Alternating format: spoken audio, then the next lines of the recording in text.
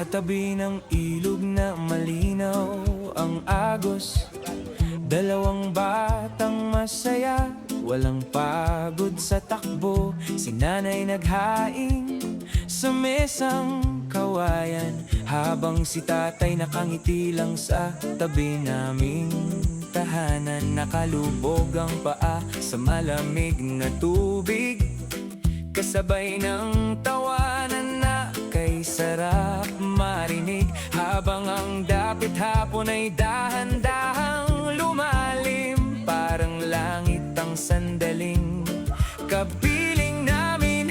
Kumain kami sa gitna ng ilog na umaagos, walang sapi ng paa habang saya'y umaapaw. Dalawang batang masayang tumatawa,